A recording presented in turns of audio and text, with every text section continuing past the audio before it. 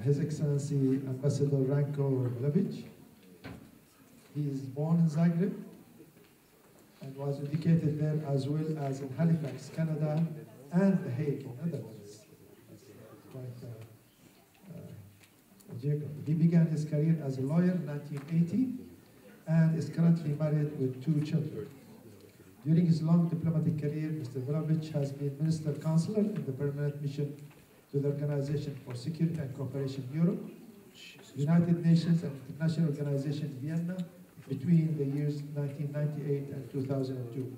Prior to that, he held the position head of the Department for Peace and Security from 1995 to 1998, head of the Croatian Consulate in Zurich from 1993 to 1995, Counselor of the Croatian Embassy in Bern, Switzerland from 1992 to 1993, and head of the Consular Department, Ministry of Foreign Affairs until 1992.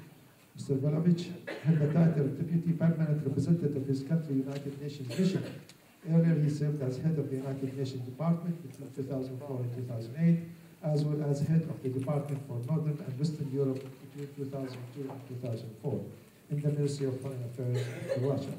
In 2009, Mr. Vilovic became the new permanent representative of Croatia to the United Nations. I would like to invite His Excellency. I would like to say that he's also a member of our advisory board of the ICP. Please welcome Mr. Vilovic.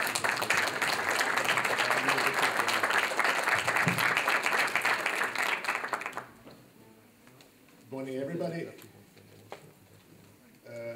And thank you for a kind introduction. Ladies and gentlemen, I'm extremely pleased to be here again. It's not my first time, and I hope not the last time. The topic we are going to present today and to discuss later on is the protection of human rights while the UN performs its peacekeeping role. I will not go deeply into details about the human rights concepts and the linkages between human rights and cultural diplomacy. I think it's clear and understandable to most of you. And you have had the opportunity to hear it in details in previous presentations. But I will just start by saying UN and human rights. When somebody mentions UN and the role of UN in human rights issues, first of all, you would think of what? Of Geneva-driven processes, of a Human Rights Council, on the Commission on Human Rights that existed for a great many years until several years ago. And that is true, that is correct. That is the promotion of human rights in general, in the broadest terms, and as it was said in one of previous presentations, the change of the values in societies, which is extremely important process with the emphasis on the word process.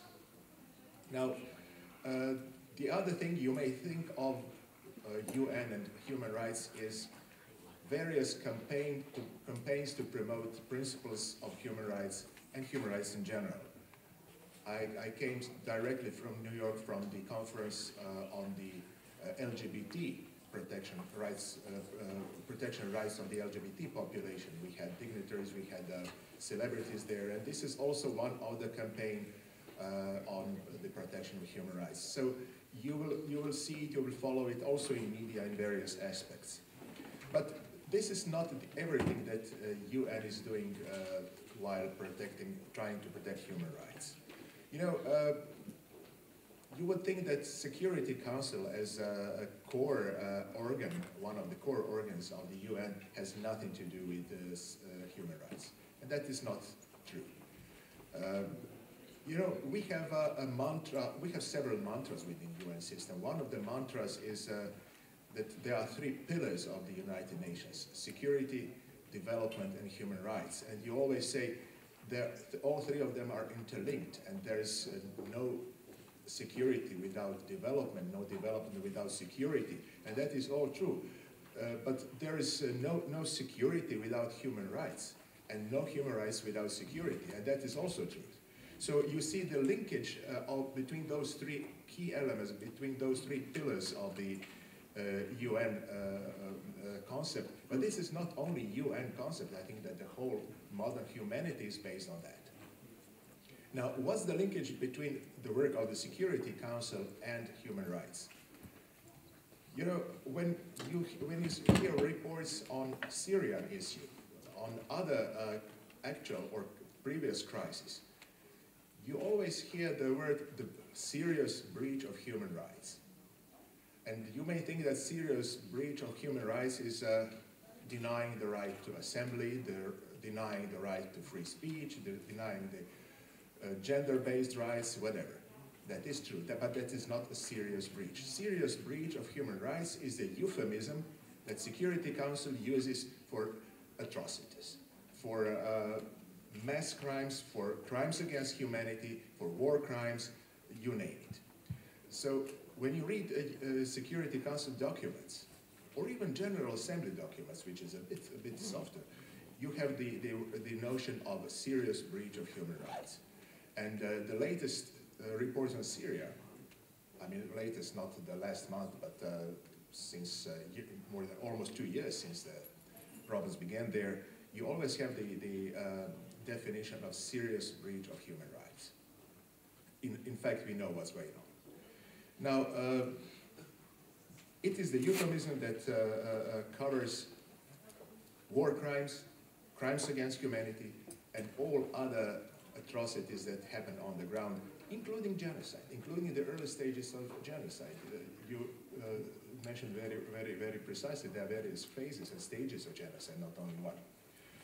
Now, here I would like to mention what the United Nations system reaction to these situations might be. Now, we see it as a process, as a continuum. You have several stages and several phases. First of all is prevention.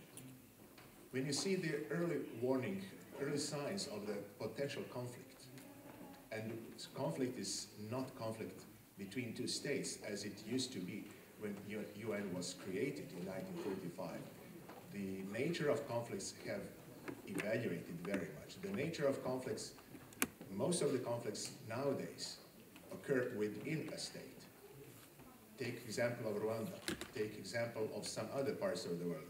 It is not only and not always conflict between two states.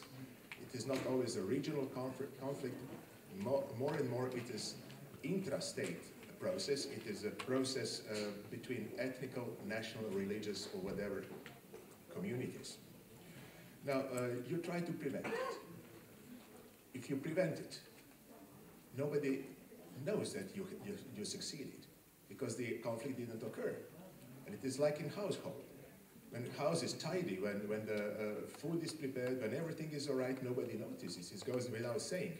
You see the problem when you come home, there's no... or there's dirt in the corner. Then somebody didn't do its job.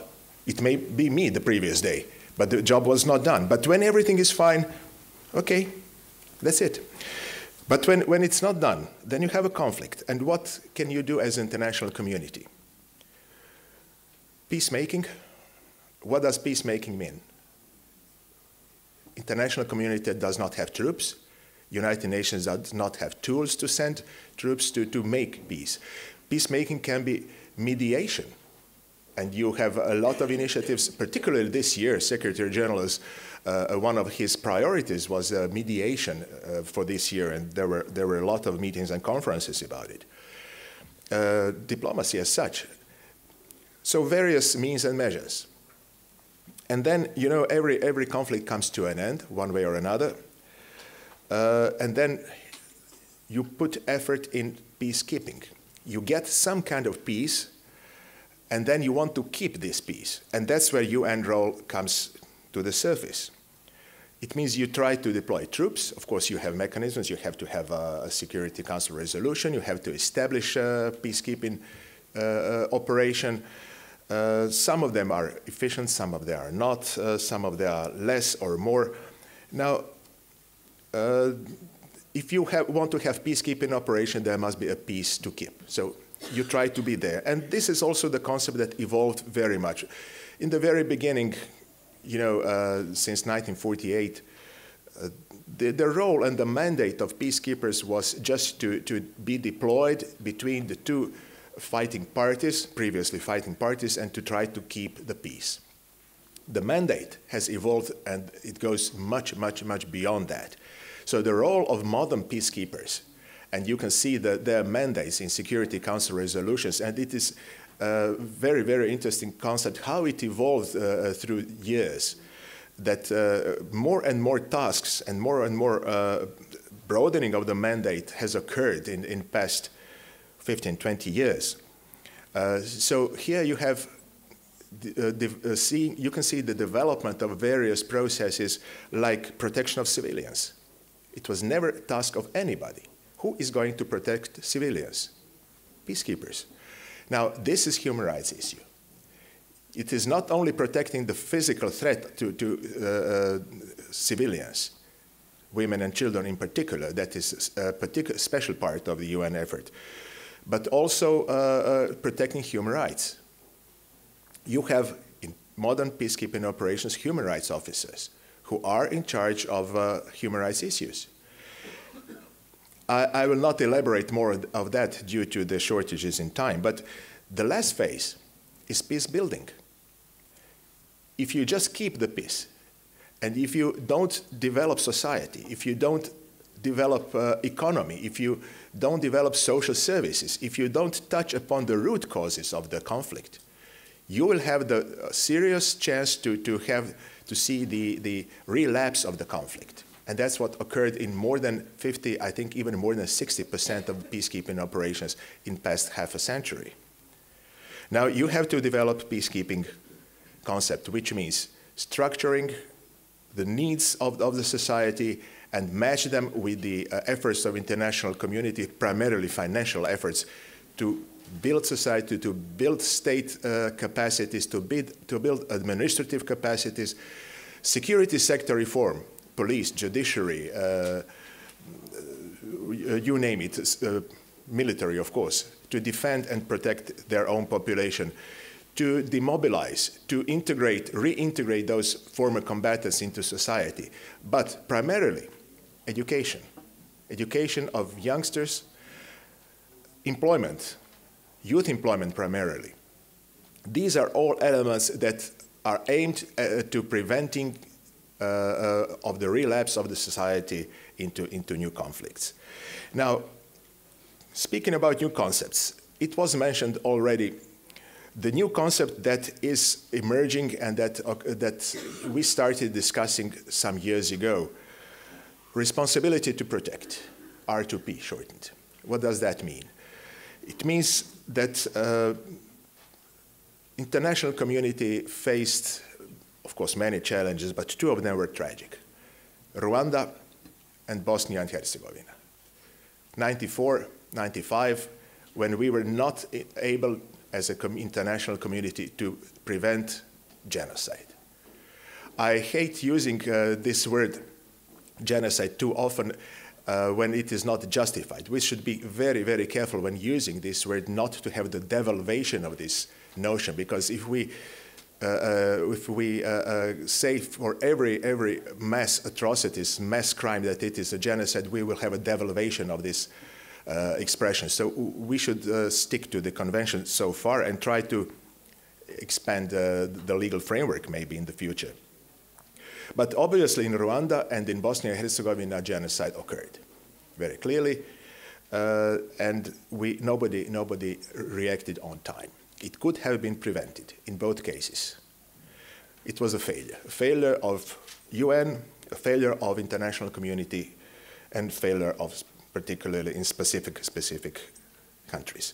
Now, the reaction was, we must create mechanism that would help us as a tool to prevent such things to occur. And that is the concept of responsibility to protect. You have clear signals that a certain country, regime, government is not able to protect its own citizens. So they have the responsibility to protect them, be it against terrorists, extremists, whatever. Or the country itself is not willing to do something. Or maybe they are willing, but they don't have capacities. So somebody has to jump in and to help. they cannot perform the responsibility to protect, so somebody from outside should help them. This concept is in its early phases, in its early stage. I will just mention for your record the Brahimi report in 1998, which was a crucial document. It is still valid, 99, I think. So try to read it. It is a very well-structured document. Now, there's a lot of opposition to this concept. Some countries, including some permanent members of Security Council, say responsibility to protect. It sounds good, it's fine. But who is the one to decide, listen, this government or this country does not fulfill it? We shall intervene, we shall try to make a coalition to intervene. There is a lot of room for abusement, and that is true. But compare chances to abuse it and, on one side and chances to protect people on the other side. I think that the need to prevent and to prevent atrocities and crimes prevails. Now, in trying to soften this concept, which is still at this early stage, we have a new concept emerging, being promoted in Security Council through and in General Assembly by some countries, saying, okay, responsibility to protect is a fine concept as such, but we need something else. We need RWP, and that is responsibility while protecting, which means that the peacekeepers, be it UN or some other structures, have the responsibility while they perform their duties to protect civilian population or countries or the structures. And this is a completely new concept which is in statu nascendi. It is being created, and we will have to work to structure it and to develop it and to see how it can fit with the responsibility to protect and the responsibility while protecting. I don't see it as two opposite processes. I think they can work, they can go hand in hand. But it's very early stage, and you are young enough that you will have a lot of opportunity to follow it and to see how it will be developing and where it will lead us to. Human rights protection in peacekeeping operations, and that's my last point. Of course, the mandates, and we have the whole movement of revision of mandates of peacekeeping operations. Some of them are outdated. We try to integrate more and more duties to the peacekeepers, including protection of human rights and many others. If you see the resolutions on the peacekeeping operations early 90s, and if you see them now, 20 years later, you will see the big difference. Now, a human rights component is extremely important one.